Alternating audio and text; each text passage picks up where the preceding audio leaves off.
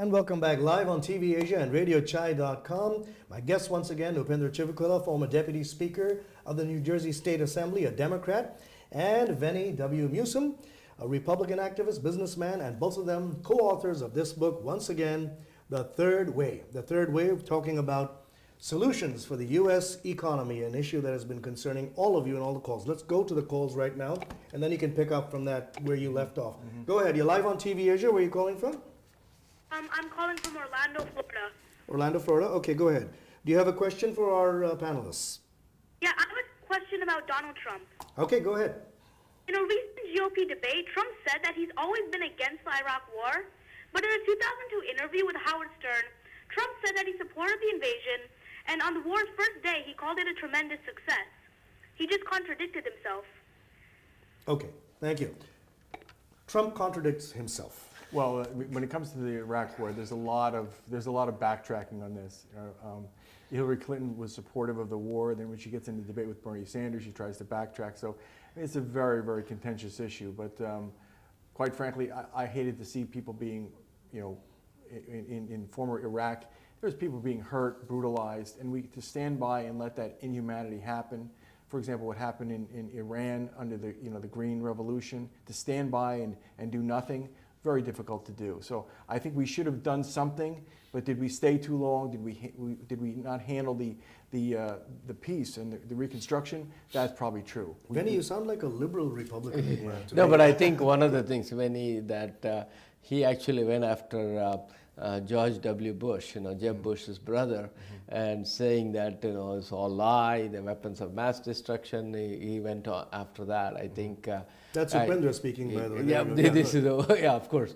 I think Donald Trump is he contradicts himself quite a bit. I mean, sometimes he just speaks off the cuff, and that's what people like about him, I guess, because he doesn't have to back it up with anything. Substantial data. Okay, let's go to another caller. Let's see. All right, you're live on TV Asia. Where are you calling from? I'm calling from New Jersey. Okay, go ahead. And who are you going to vote for, if I may ask? Republican. Republican, so Trump. No, yes. Trump. You're going to vote for Trump, okay. And you have a question for our panelists? Yeah, very good. This is Dr. Maya. Yes, I have a question and a suggestion for the Republican Party and the representative to let Mr. Trump say that he is going to build a wall, border and a wall for the protection, safety of the Americans who are already in the country. Not to separate them, but those safety for the Americans who are already living in this country. And we should say that the abortion should not be used as a method of birth control. It's not that he has to take away the right of the women to choose what they want to do with the pregnancy. But again, it should not be used and abused and not done repeatedly on the cost of the government. So are you saying that Trump is right, but you want some precautions in place? Is that what you're saying? Yes, I would like him to use the language that he wants to build a wall for the protection of the people who are already here and the safety of the people. Okay, we got you. Thank you for that question. Very good caller. Very good call. It makes, again, common sense. I personally believe there should be a three-step process. Number one, and I know people that are immigrants. Some people that I know that are here overstaying their visa. I know them personally. And we really come up with three things. Number one, you have to stop this flow of immigration. I think you should build a wall. But after you've done that, because you can't solve a sinking boat if you don't plug the hole. Plug the hole. But then once that is done, and she's right, have security for our people, then we have to have an intelligent, open conversation of what we're going to do with the 12 to 15 million people here. We can't just throw all these people out. If they've committed a crime, absolutely they've got to go. The third thing that's not being talked about is there's a lot of problems in the world. I think the third step is, how do we fix the problem upstream, whether it's South America, Central America, people coming from Asia? How do we help and encourage those countries? I think what there should be is what they call a Trump doctrine, that if you are kind to your people, if you help your people, if you're fair to your people, then we should do have more favorable trade with you. If you are not fair, almost like what, in a sense what Jimmy Carter had, which was using a morality, and so if you're doing that, your people, then we should have better trade. So we have to have an incentive, protect our borders. She's right. Get those. Let's deal with this problem comprehensively with the people that are already here, and then help to fix the problem upstream. We can't take everybody, so we have to help other countries to do the right thing for their own people. I want to, Upendra, I want to also, while you respond to that, I want you also to weave in the fact that we've got news today about Donald Trump seeking to appoint a commission, an immigration commission. We don't know if it's going to be before his presidency, if he becomes president, or after, with Giuliani, Rudy Giuliani, as the head of that commission to study immigration. Well, I think it is time that we look at the immigration policy. Going back to the wall, I think this is 1,000-mile wall, and I think what Donald Trump is talking about is the illegal drugs that are flowing in, illegal weapons that are coming in. That's what we have to. I don't know, just by building the walls. I mean, you know that there's a big tunnel that is going from Mexico into United States. So even if you build a wall, there'll be a tunnel underneath. How are you going to stop that? I think securing the border is a very important thing. I think how you do that, those are details that need to be worked out. But I think there are about 12 to 15 million illegal and undocumented immigrants already here. What are you going to do with them? But is your party better suited to deal with that issue of the 11 to 12 million undocumented aliens? And is your party better suited to stopping someone who could be a threat to this country from coming in?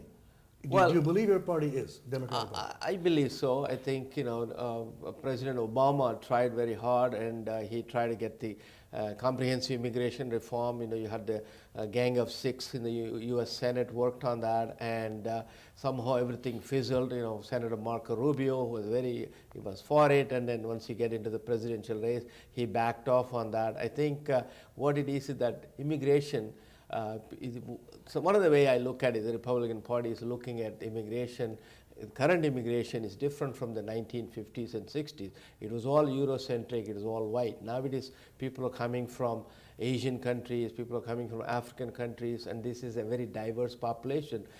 I would be worried too, saying that, oh my God, this diversity is expanding, so we need to control, get a grip on that. Whenever Donald Trump says, make America great again, what is he talking about? Going back to the 1950s, right after the World War, what happened to the United States? The United States really rose into real prominence, and they want to go back to that. But what happened in the meantime, other countries, the standard of living and the standard of progress has really improved in other countries. So you cannot go back to the 50s. What you want to do is where you are and try to see how you address the securing the border is very important, and also tracking the people who are coming in. Yes. And they are supposed to leave, make sure that they are leaving, and then people who are already here, the children are going to school here, and we want to make sure that a comprehensive immigration reform, because the United States is a society based on meritocracy.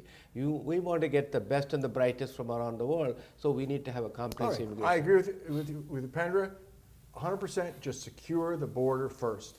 And then I'm all for all the other things. So the wall will solve the problem, but then the tunnel is the situation, right? Well, El Chapo did that. El Chapo dug a tunnel. I think if Trump builds it, that'll be tough getting around it. All right, let's talk to another. All right, okay, go ahead. You're live on TV Asia. Hello? Yeah, you're live on TV Asia and Radio Chai. Where are you calling from? I'm calling from Old Bridge, New Jersey. Okay, go ahead. Do you have a question for our panelists? Yes. Go ahead. Question and comment. Go ahead, please. Okay. Hillary Clinton lost to West Virginia yesterday because she made a statement, something like about the coal minings. And as a president candidate, how can you tell the people in a country that you're going to lose the job? Your job is to create more jobs. Right. I think the context there was that see what is happening with the current Clean Air Act. A lot of the coal plants are not able to meet the clean air standards, and what is saying that we need to transition into a cleaner, greener economy. I think that's what the way she handled it. Probably she regrets it now, but I think she could have handled it much better. So she flubbed, because it's not so much about economic issue. It is also emotional issue. You're talking about somebody's job, and some people have spent 30 years, mining the coal for coal and creating all the coal All plants. right, we got to take, Upendra, I got to take another quick break. We'll be right back after a short break.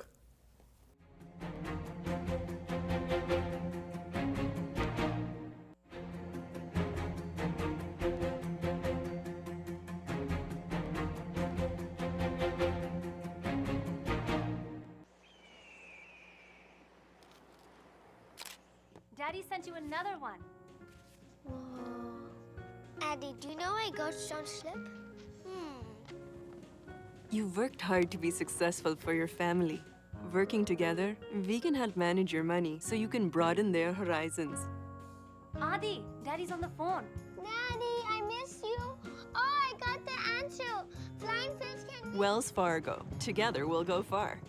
Apna Dhaba frozen meals are made from authentic, time-proven recipes made fresh in the USA. Look for our newest items, Aloo Tikki and Paneer Tikki. Apna Dhaba, just like apni maa ke haathon ke khane jaisa.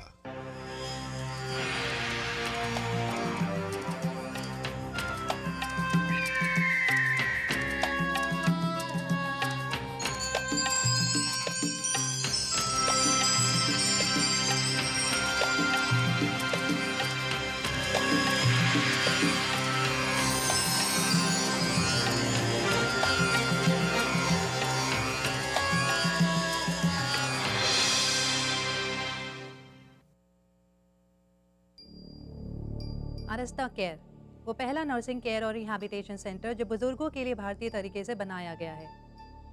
Indian medical professionals जैसे physical therapist, doctors, nurses और CNAs 24 घंटे उपलब्ध हैं। यहाँ पे ताज़ा और स्वादिष्ट खाना भी उपलब्ध है। घर जैसा माहौल देने के लिए रोज़ यहाँ आरती और पूजा की जाती है और सारे भारतीय त्यौहार भी मनाए जाते हैं। बाकी इन्फॉर्मेशन के लिए कॉल करें मुकुंद ठाकर को 1-800-328-7013।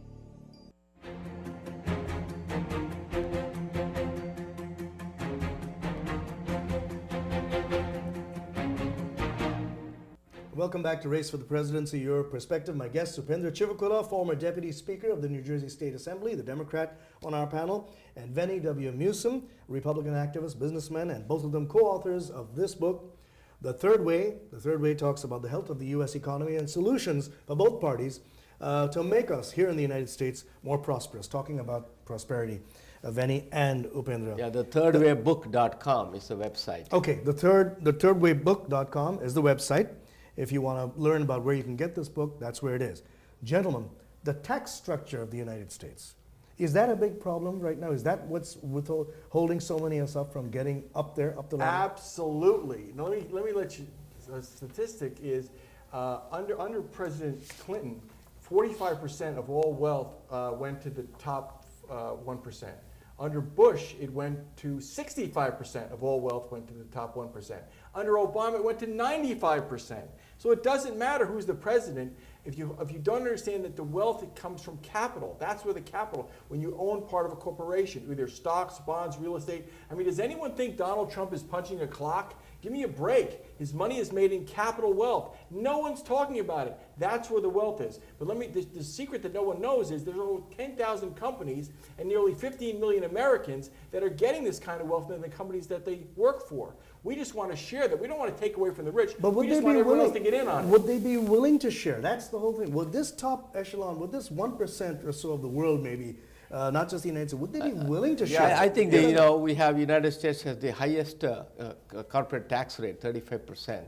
One of the solutions we suggest in the book is that you cut taxes 50%, use that money as tax cut the corporate credit. tax rate. Are you saying cut the corporate tax rate? So that way, you only condition is that you are going to share that tax credit with the employees. And that's the in reason ownership. many companies are fleeing the United States and actually Corporate setting inversion. up. Yes, corporate inversion. Inversion, yeah. And Yes, also, one other thing we want to do is that in urban areas and rural areas where you have the economic zones, you try to cut 100% and bring the capital investment there and share that with the employees.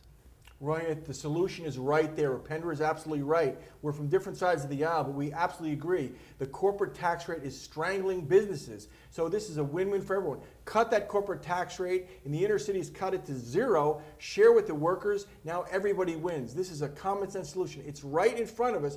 We have a corporate tax rate that is strangling businesses. We can lower that rate, grow the businesses, share the wealth, inclusive capitalism. Everybody wins. It's a solution to income inequality. I hope your candidates are listening, because I think either one of you, that's you, Hillary Clinton, Bernie Sanders, or Donald Trump, if you are the president of the United States, you better take these two guys in your administration. Let's take another call. Be right back. All right, go ahead. You're live on TV Asia. Where are you calling from? Yeah, this is from Ohio. Okay, go ahead. You know, the Democrat people will always say they want to help the people, let them make them legal. But behind the scenes, that's their dreams.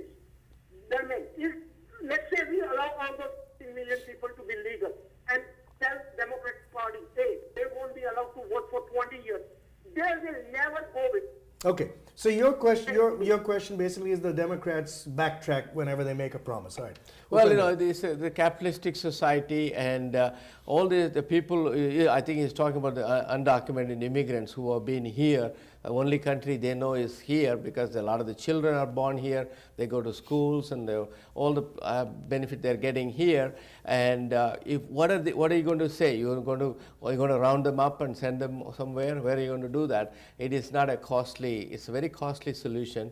What we are saying is that you need to have a comprehensive solution. You have to create a path for legalization. You have to, if they have violated the law, let them pay the fine. Somehow you create a way to absorb them. But to his question that the Democrats seem to backtrack all the time, is this true of your party? Well, that's what they feel, that the Democrats promise something, then they seem to backtrack, cause complications. That's the caller's question. I think, Obama tried very hard. I mean, you had the Senate was working on the bill for comprehensive immigration reform, and a lot of the things. It's a checks and balances. You have three branches of government. You have the legislative branch, the executive branch, and the judicial branch. Right. And if the legislative branch doesn't cooperate with the executive branch, nothing gets done. I mean, you see in the Washington. So we basically have a traffic jam in Washington. Let me take some calls here. We got a lot of people waiting. You're live on TV. Asia, go ahead. Hello, hi. Hi, you're calling from? I'm from Edison, New Jersey. Okay. And I have a question. I'm not sure which candidate. I don't know whether I should Donald Trump or Hillary Clinton, but I have that question. Go ahead. I'd like to select the candidate who can handle the economy of this country better since the market volatility, who can handle the market crash like 1930 or 1988. I'd like to get the answer from the both candidates. Okay. Which of the candidates running right now will handle the economy better? Very simple question. The one that reads our book. And I'll tell you why. Because we write right in the back of the book, the motto is capitalism works. It creates wealth, but it tends not to be fair. Socialism is fair in theory, but doesn't work. Here's the solution. There is a third way. How do you get a capitalism that is inclusive? How do you bring people together? And so now it doesn't have to be this left-right. One thing we know is if you have this dominant state where you have more and more money and power going to the federal government, our founding fathers didn't want that. Lincoln didn't want that. Ironically, if you go to our website, thethirdwaybook.com, you'll see archived videos of both Bernie Sanders and President Ronald Reagan both talking about the ideas that are in our book. Both of them. Okay. Because it's an idea that works. When you look at when the Democrats have been able to solve the economic problems, because when President Obama came into office, there was a financial meltdown. He was able to, working with the financial community, was able to solve that thing. And similarly, when President Bill Clinton came to office, there were tremendous challenges with the economy. I think it is the individual and not so much the party. I think Hillary Clinton has the experience, having served as the First Lady for 8 years, and then U.S. Senate for more than 5 years, and then 8 years as Secretary. So you're more specific. You think Clinton, he says whoever reads the book. All right, let's get another question in here. Viewer, you're live on TV Asia and RadioChai.com. Go ahead. I'd like to ask Mr. Veny a question. Go ahead. Mr. Musum, you will answer. So, I don't support Trump. I support Clinton, but America's a free country, so I respect everyone's choice for the presidential candidate. But I just want to say that Trump, he manipulates Americans the common person's brain, and he says what he knows that the common person wants to hear. And then he says stuff that encourages violence. And I quote that Trump once said that I could shoot people and I wouldn't lose voters. Is this something that we want we want our presidential? Okay, thank you for the call. Provocative language. Yeah. Trump is known for that, apparently, according to our viewers, according to all the people what they've been talking about it, panelists have been talking about it. What's your reaction to that? Listen, I think some of the things that he said have been a little bit over the top, but I can tell you that he is speaking to the anger. There is real anger out there. People are, the wages are flat or going down. Now, I'll give you some breaking news. Former White House chief economist working for President Obama just came out recently and endorsed the ideas in our book. What did he say? He said this idea of inclusive capitalism is the solution to income inequality. Oh, I have one thing to say. What took you so long? He just released that a couple weeks ago. So they finally woken up to this idea of what they're doing. So let me tell you, there is real anger out there. People are angry, and there's a reason for it. Occupy Wall Street, Tea Party, people are angry. And listen, I'm doing fine. So is Upendra, because we know how capital and wealth is created. So are the millionaires and billionaires. But the average person needs to know how that's done. That's where we have to speak to the anger. Most of it is rooted in economics. If you solve the economics, you solve the anger problem in most cases. Let's get to solutions. That's what our book is all about. Okay, sounds good. The third way. All right, go ahead. You're live on TV Asia. You're live on TV Asia and Radio Chai. Go ahead. Yeah, our person, our belief, the Democrat Party is important. Okay, switch to Upendra, please. The question is for the Democrats. Okay, go ahead. Your question. No any question. We go for Democrat. Oh, you want to vote for a Democrat. That's it? No question.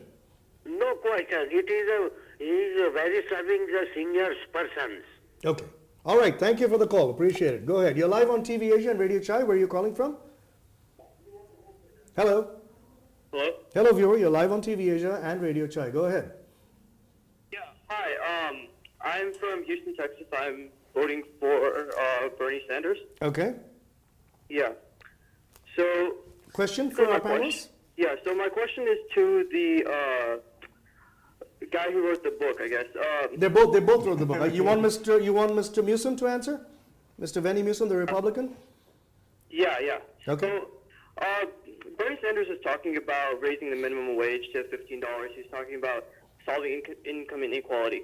So how does that play into the views that your book is talking about? How does that play into solving income inequality for Americans? Okay, very good question. Very good question. And now let's be clear. We quote Bernie Sanders in our book. Bernie Sanders actually endorses the ideas in this book. So I do agree that there's a portion of that, but the solution is not just the minimum wage, where there's two sides of the equation. There's capital wealth and wage wealth. When raising the minimum wage only affects, you ready for this, about 2% of the population. So it will have very little impact on solving inequality. The real big prize is in the capital wealth. That's what the book is all about. That's what millionaires and billionaires know about. And I know Upendra can speak to that also. Yeah, okay. In our website. Let's just take a couple more calls because we got a couple more calls coming in. Let's take those quickly. Go ahead. You're live on TV Asia. Yes, I have a couple of questions. Quickly, one question, please. We're running out of time. So go ahead. One question. Well, fundamental question. What do they think about Supreme Court ruling about unlimited money in campaign contribution? Okay. Thank you. PACs, super PACs, and all the rest of it, unlimited campaign contributions. I think Bernie Sanders is against it, right? I mean, I think the Citizens United decision, I think that is was what the Supreme Court decided. I think money should not play so much importance in elections. I think as they say, one person, one vote in the democratic society, we want to take away the influence of money. And Donald Trump he was talking in the primaries, he said he's not taking any money, he's not influenced by the PACs and super PACs, but now he set up a finance committee. He's going to be doing the same thing. This is what the problem is. Veny, your reaction to the Supreme Court ruling as this gentleman Yes, money, as the Supreme Court said, money is a form of speech, so we don't want to suppress speech or money. What I believe is transparency. You have to put it right up on a website, who contributed what. So quite frankly is Bernie Sanders has benefited from the fact that he hasn't taken that big money. I mean, right now, that not taking big money in PACs is a badge of honor. That's a big reason why he's getting such broad-based support, because people are seeing it's the grassroots people. It's a people's movement. And by the way, that's what our book is about. If you go to the website and you go to the action tabs, we believe that this change in inequality is going to come from the people. Go to those action tabs and you can see how the average person can really bottoms up and tell the elected officials that this is what they want. They want to have policies in place that help capital get into the hands of the average American. It's what our founding fathers wanted. It's what Abraham Lincoln wanted. And that is the solution. We've lost our way. We need to go back to what the founders wanted. And both Bernie Sanders and Ronald Reagan agreed this was the answer. This is how we're going to save this country. All right, so once again, viewers, I want to remind you, our guests have been Upendra Chivukula, former Deputy Speaker of the New Jersey State Assembly, and Veny Musum, the Republican activist businessman, and they are co-authors of this book, In My Hand, The Third Way. The Third Way has, according to these two, a solution for the way the U.S. economy should run, the tax structure restructuring proposals they have in it. And both of them still going with either of their parties. They still are ardent Republican and Democrat respectively. Now, I also want to inform viewers that tonight's show almost didn't happen, and that's because we had several events taking place in our studios here in TV Asia, and I called it off actually. And then my team, and I'd like to introduce them to you at least verbally, my team insisted that the show had to go on and they would relocate my studio, and we're actually working from a makeshift studio. So I want to give a special thank you to my team, Mr. Vijay Narisetti, Mr. Kushvinder Singh, who's known as Bobby, Mr. Atikul Huda, and Mr. Alvin Ostroff and his construction team. Without these guys relocating us in 24 hours, we did. Thank you all for watching. Thank you.